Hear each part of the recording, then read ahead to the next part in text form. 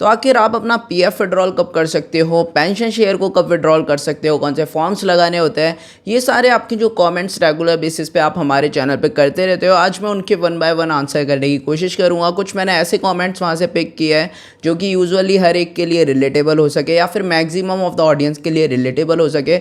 सो इस तरीके के वीडियोज़ मैं और भी लाने की कोशिश करूँगा अगर इस पर अच्छा रिस्पॉन्ड आता है। So keep watching this video.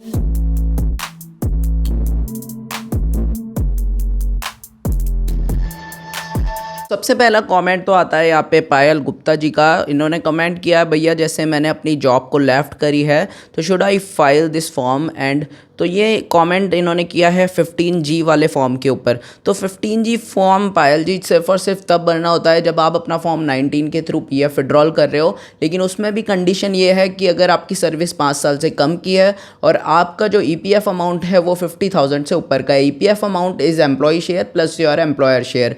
तो अगर ये दोनों अमाउंट्स मिला करके आपकी 50,000 से ऊपर है और टेन्योर 5 ईयर से कम है सर्विस का और आप फुल एंड फाइनल विड्रॉल के लिए फॉर्म 19 अप्लाई कर रहे हो तो उस केस में आपको फॉर्म 15G साथ में अटैच करके फाइल करना होता है। इस फॉर्म को बेसिकली आपको पहले प्रिंट निकालना होता है, फिर इसको फाइल करना होता है। कैसे फाइल करना होता है उसके लिए एक सेपरेट वीडियो चैनल पे अवेलेबल है जिसका मैं लिंक इस वीडियो के डिस्क्रिप्शन में डाल दूंगा। So you can go there and check it out. तो नेक्स्ट इसके बाद में जो सवाल आता है वो है यूनिक सहानूर जी का।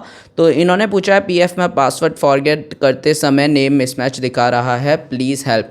Now this is a serious issue Shahnoor ji. अगर आपका पीएफ अकाउंट चालू होता, एक्टिवेट होता, तो आपका जो नेम मिसमैच है चाहे डीओबी मिसमैच है उसका करेक्शन ऑनलाइन जॉइंट डिक्लेरेशन के थ्रू आप खुद से कर सकते थे अप्लाई एंड एम्प्लॉयर के अप्रूवल के बाद में और इन सम केसेस ईपीएफओ के अप्रूवल के बाद में आपकी डिटेल्स अपडेट हो जाती थी।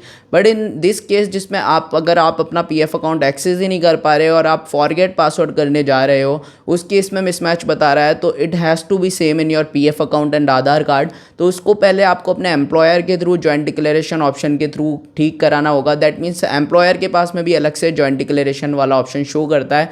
तो try to contact your employer, उनको अपना आधार कार्ड दीजिए, उनको बताइए कि मैंने आधार कार्ड में कुछ चेंजेस करवाए हैं, so please update these details in my PF account.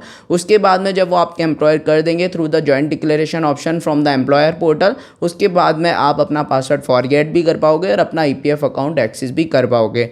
Now इसके बाद में जो क्वेश्चन आता है तो वो क्वेश्चन आया है अनुराग जी की तरफ से। इन्होंने काफ़ी लंबा सवाल पूछा है और अगर कई एजेंसी के साथ में काम किया है मैंने और हर एजेंसी में पेंशन का पैसा है और अभी भी अलग एजेंसी के साथ जॉब कर रहा हूँ तो क्या पेंशन का पैसा सभी एजेंसी का निकाल सकते हैं अभी वर्तमान का छोड़कर, और पिछली जिस एजेंसी में था उसका और सभी पुरानी कंपनी का पीएफ एक में है और अभी वर्तमान का अलग है तो पुराना सब निकाल सकते हैं क्या? सो द आंसर इज़ नहीं, आप पुराना नहीं निकाल सकते। अगर आप प्रेजेंट में किसी कंपनी में काम कर रहे हो और पास्ट में आपने मल्टीपल कंपनीज़ में काम किया है और उसका आपने पीएफ अमाउंट जैसा कि आपने खुद से मेंशन किया ट्रांसफ़र कर लिया है in your present member ID, तो आप पुरानी कंपनीज़ का पीएफ या फिर पेंशन कुछ भी फुल एंड फाइनल सेटलमेंट के थ्रू विड्रॉल नहीं कर सकते। आप एडवांस क्लेम फॉर्म फाइल कर सकते हो, दैट इज़ क्लेम फॉर्म 31। उसके अंदर मल्टीपल पैराज होते हैं, उस अकॉर्डिंग उनकी लिमिट्स होती है कि कितनी अमाउंट आप विड्रॉल कर सकते हो। इसके लिए एक सेपरेट सीरीज़ भी हमारे चैनल के ऊपर अवेलेबल है वीडियोस की जिसको आप चेकआउट कर सकते हो। उसका भी लिंक मैं वीडियो के डिस्क्रिप्शन में ही पिन कर दूंगा, so you can go there and check it out. लेकिन अगर बात की जाए पेंशन शेयर की तो इसके लिए मैं एक और चीज़ बता देता हूँ जो कि काफ़ी सारे लोगों को डाउट रहता है कि जो पेंशन शेयर है वो आपका ट्रांसफ़र नहीं हुआ नई कंपनी में और जो पीएफ अमाउंट थी वो पुरानी कंपनी से ज़ीरो होकर के नई कंपनी में ऐड हो गई। तो देखो पीएफ की जो अमाउंट है वो तो वहाँ से ज़ीरो होकर नेक्स्ट कंपनी में ट्रांसफ़र हो जाती है और एक्यूमुलेट हो जाती है, बट जो पेंशन वाला जो शेयर है वो पुरानी कंपनी इसका पुरानी कंपनी में ही शो करेगा जस्ट बिकॉज ईपीएफओ आपकी एक सर्विस का ओवरऑल हिस्ट्री का वो देखता है, आपकी पेंशन में आपने कितने टाइम तक कंट्रीब्यूशन किया है और उस हिसाब से ही आपका पेंशन विड्रॉल होता है एक लमसम अमाउंट में। वो अमाउंट एग्जैक्ट आपकी विड्रॉल भी नहीं होती under your 10C claim form. और अगर 9.5 ईयर्स से ऊपर आप सर्विस कर लेते हो और पेंशन शेयर का कंट्रीब्यूशन कर लेते हो तो उस केस में तो आपको वैसे ही पेंशन शेयर विड्रॉल होकर के नहीं मिलता। तो ये आपका जो सवाल है अभी के लिए आप डेफिनेटली विड्रॉल नहीं कर सकते। Go and check out the advance series and apply for a advance claim. Now इसके बाद में पर्वत मिश्रा जी का एक सवाल है, आई हैव डीलिंग की company and also not visible in my PF member ID और service history, will the next employer knows that I worked there. तो देखो, अगर आपने पर्वत जी सक्सेसफुली डीलिंग कर दिया है किसी मेंबर ID को, आपकी सर्विस हिस्ट्री से भी रिमूव हो गई, आप खुद से नहीं देख पा रहे, डेफिनेटली आपका कोई भी नया एम्प्लॉयर या फिर जिस भी कंपनी में आप अप्लाई कर रहे हो जॉब के लिए वो भी चेकआउट नहीं कर पाएंगे, क्योंकि वो आपके UN नंबर से आपकी सर्विस हिस्ट्री ही देख सकते हैं। और सर्विस हिस्ट्री से अगर आपने एक बार डीलिंग कर दिया तो वो वहाँ से हट जाएगी और उसका नाम कहीं पे भी नहीं आएगा। So don't worry about it, you can join any company and वहाँ पे कोई भी आपका बैकग्राउंड वेरिफिकेशन से रिलेटेड कोई भी इशू नहीं आने वाला। So the last question we are going to take for this video is from Karthik Anand 07. इनका सवाल है, is it after 1 month from the date of application or 1 month from the date it got settled?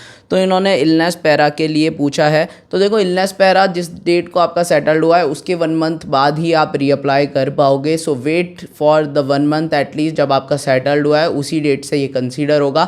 जिस date से आपने apply किया उससे तो consider होने के वैसे भी चांसेस नहीं है, क्योंकि 15-20 दिन तो वैसे ही PF ऑफिसर ही ले लेता है आपके क्लेम्स को सेटल्ड करने में। सो वेट, जैसे ही आपका 1 महीने के बाद में फ्रॉम द सेटलमेंट डेट वापस से फॉर्म 31 इलनेस पैरा के लिए एलिजिबल हो गए आप, तो वहाँ पे शो करने लग जाएगा, you can again reclaim that amount. So that's all for today. अगर आप चाहते हो मैं इस टाइप की और वीडियो सीरीज़ बनाऊँ जिसमें मैं आपके कमेंट्स के रिप्लाई करूँ डायरेक्टली वहाँ से उठा करके, so you can subscribe the channel, you can hit the bell icon for supporting us. So we will try to make some more videos like this, and thank you so much for watching this video.